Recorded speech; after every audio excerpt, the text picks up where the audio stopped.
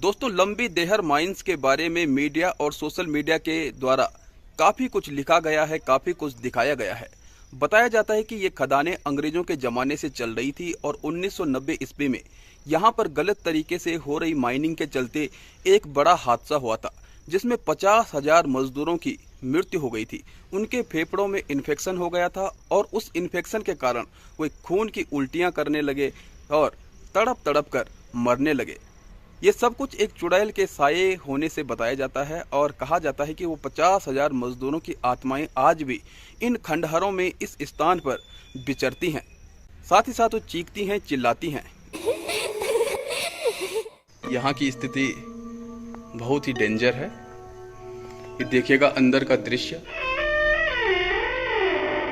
यहाँ अंदर आना अब खतरे से खाली नहीं है।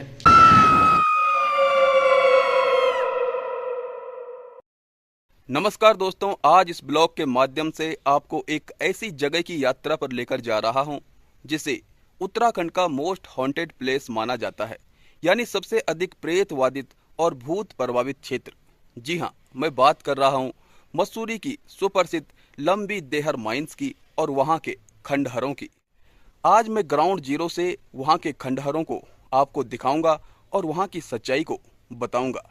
इस यात्रा में मेरे साथ जा रहे हैं प्रियांशु, जो मसूरी लाइब्रेरी में मेरा इंतजार कर रहे हैं। अभी हम मसूरी के लाइब्रेरी वाले एरिया में पहुंच चुके हैं। तो मेरे साथ यहाँ पे प्रियांशु है और हम यहाँ से निकल रहे हैं लंबी देहर माइंस के लिए। तो प्रियांशु, आपको कैसा लग रहा है? मुझे बढ़िया लग रहा है। मैं पहली बार जा रहा हूँ वहाँ पे। मैं देखूँगा कि क्या क्या है वहाँ पे, नई चीज़ें, इन्फॉर्मेशन निकालेंगे वहाँ से। आज हम वहीं पर जा कर के आपको दिखाएंगे कि आखिर वहाँ पे क्या है। और अब हम हाथी पाँव पहुंचने वाले हैं और हाथी पाँव से हम सीधे निकल जाएंगे देहरादून रोड के लिए। तो दोस्तों, हाथी पाँव से हम निकल चुके हैं लंबी देहर माइंस के लिए और आप देख सकते हैं कि काफ़ी खूबसूरत नज़ारा यहाँ पे देखने को मिल रहा है। हल्का हल्का कोहरा यहाँ की पहाड़ियों को ढक रहा है और सड़क के दोनों तरफ जो पेड़ हैं वो देखते ही बनते हैं। बहुत ही सुंदर दृश्य है यहाँ पे। दोस्तों, हाथी पाँव से हम उस स्थान पे पहुंच चुके हैं जहां का हमें इंतज़ार था। ये रोड यहां से सीधे निकल जाती है देहरादून के लिए, ये आप देख सकते हैं। तो आगे आगे प्रियांशु और पीछे से मैं भी निकल रहा हूं लंबी देहर माइंस की ओर। तो दोस्तों, आज हम उत्तराखंड के मोस्ट हंटेड प्लेस लंबी देहर माइंस में आए हैं, जो मसूरी से कुछ ही दूरी पर है और मसूरी के हाथी पाँव से महज 4 किलोमीटर की दूरी पर है। तो लंबी देहर माइंस, जिसके चर्चे दूर दूर तक मीडिया और सोशल मीडिया के माध्यम से किए गए, बताए गए, सुनाए गए। आइए अब आपको इन खंडहरों को अंदर से दिखाते हैं। दोस्तों, उत्तराखंड का मोस्ट हंटेड पैलेस में से एक माना जाने वाला मसूरी का यह क्षेत्र लंबी देहर माइंस नाम से प्रसिद्ध है। यहाँ पे बताया जाता है कि बुरी शक्तियों की मौजूदगी है। इस बिल्डिंग के ठीक बगल में एक दूसरी बिल्डिंग है, इसे आप देख सकते हैं। इस पे कितनी शैवाल लग चुकी है और इसकी कैसी स्थिति हो रखी है, आप देख सकते हैं कि यहाँ की स्थिति बहुत ही डेंजर है। ये देखिएगा अंदर का दृश्य, काफी जर्जर अवस्था में है। ऊपर दूसरी मंजिल पर जाने के लिए सीढ़ियां लगी हुई हैं। देखिएगा ये अंदर का दृश्य है और अंदर क्या है आप देख सकते हैं। ये देखिएगा, ये खंडहर हैं, बल्कि यहाँ अंदर आना अब खतरे से खाली नहीं है, क्योंकि बिल्डिंगें कभी भी गिर सकती हैं। ये देखिएगा,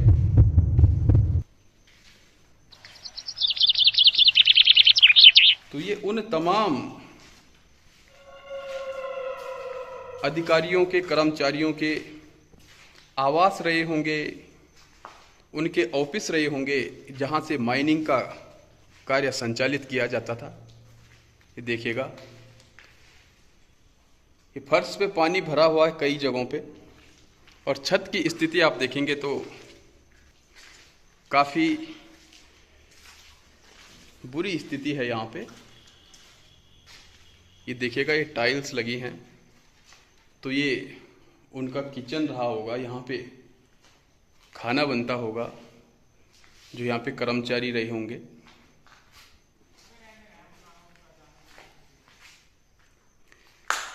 ये जो विंडो है, विंडो से बाहर आप देख सकते हैं कि एक और बिल्डिंग नजर आती है यहाँ से, ये सामने की तरफ। कई सारे जो खंडहर हैं उनके अवशेष मात्र ही यहाँ पे देखने को मिलते हैं। कुछ कुछ की आधा आधा दीवारें देखने को मिलती हैं। कुछ के छत कुछ समय ही चलने वाले हैं, बहुत जल्दी गिरने वाले होंगे, क्योंकि इनकी मियाद अब पूरी हो रही है। दोस्तों, लंबी देहर माइंस की बिल्डिंगों के खंडहरों के अंदर का दृश्य दिखाने के बाद अब आपको लेकर चलते हैं लंबी देहर माइंस की उन माइंसों और खदानों की तरफ जिनकी चर्चा पूरी दुनिया में होती है।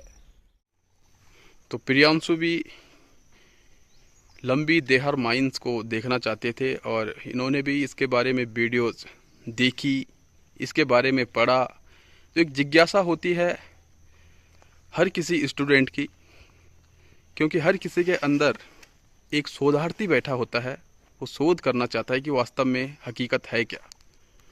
तो चलिए दोस्तों, अब नीचे की तरफ से आपको दिखाते हैं।